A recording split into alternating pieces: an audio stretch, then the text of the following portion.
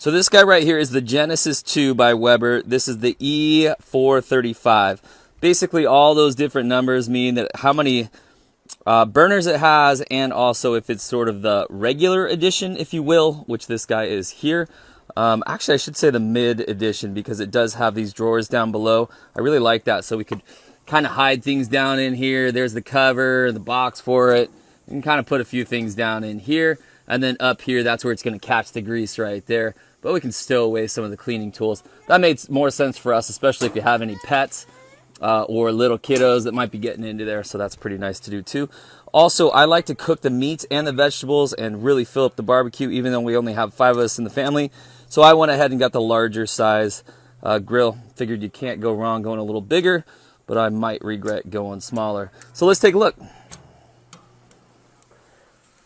Boy, this thing is really nice, by the way. This is a little vegetable basket. You can put your items in here. And I've got some onions going on in here. This thing works really beautifully well.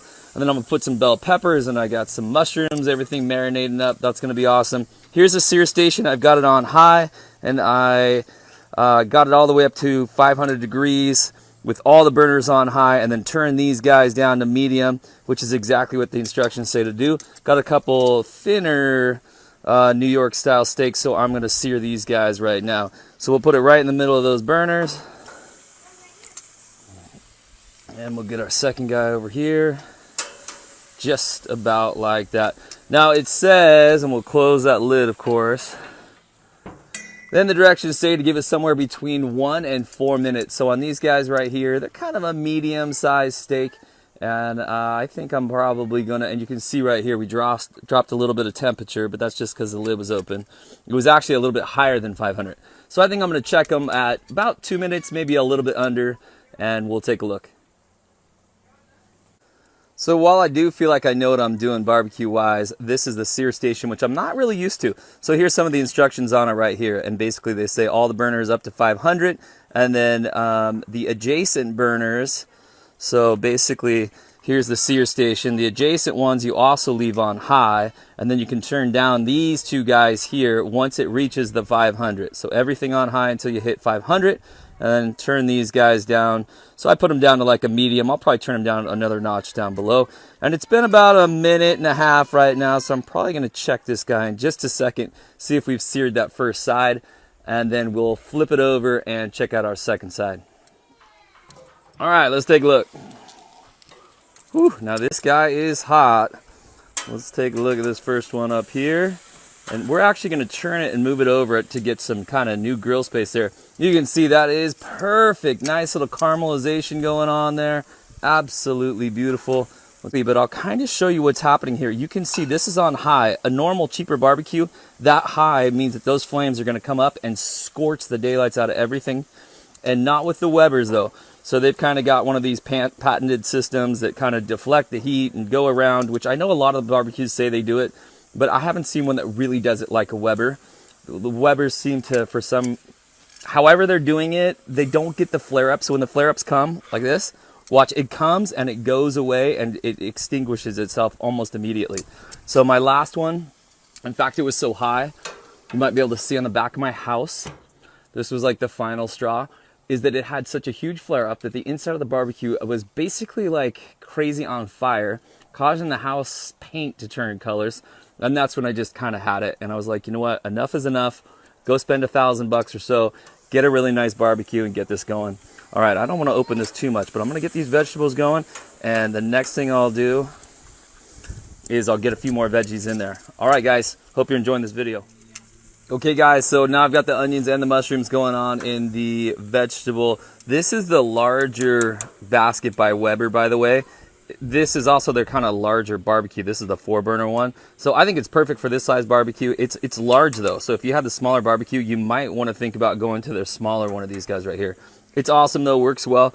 This is how I'm going to do the peppers today, but you could also cut these up smaller and just add them into this basket. And they sell this guy at Home Depot. They also sell it on Amazon. I'll put some links down in the description below to this guy specifically. Also, if you want one a little smaller, you can do that. I strongly suggest, so I see a lot of people buying these that don't have the doors.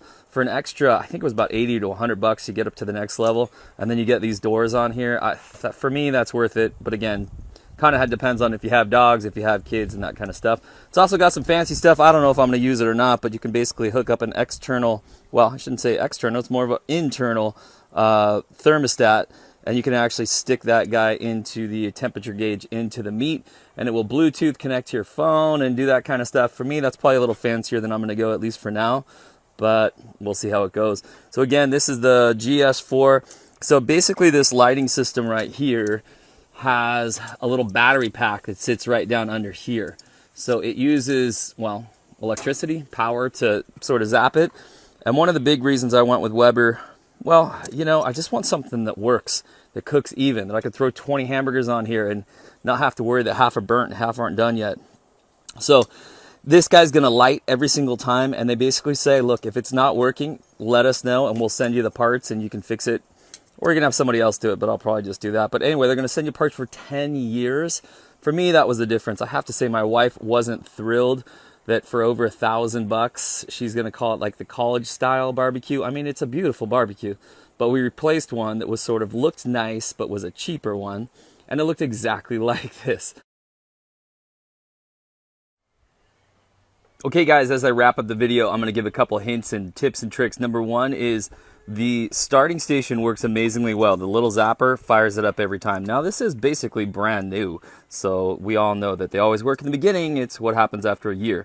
However, there's a couple things that are nice. Number one is that if this thing ever doesn't work, you can let Weber know and they're going to send you free parts, is totally my understanding. And the second thing is this, that's a little bit tricky and it took me a little getting used to, is that with my old barbecue, I could light it and then turn on the rest of the burners and they would all light each other, sort of. That's not the case with this one. So basically every burner you're going to use, you need to come over here and light it and start it. So you're supposed to start it with the grill open, and then every time you're going to turn one on, you have to go over here and use the zapper to turn on that individual burner. So that's something to keep in mind. Also, this does have this guy over here. Honestly, if they would have made it without it, I probably would have gotten it without it. You can take a look. I'm never going to do anything with that. I think it looks cool. I think it's really fun. Am I actually going to use it? Probably not. But anyway, guys, I hope you enjoyed this video. Do me a favor, get a thumbs up. If you're not a subscriber yet, hey, please subscribe. I'm going to make a handful of these videos in this style. And if you have any questions, put them down below. I'll definitely read them and answer them if I can. We'll see you next time. Bye for now.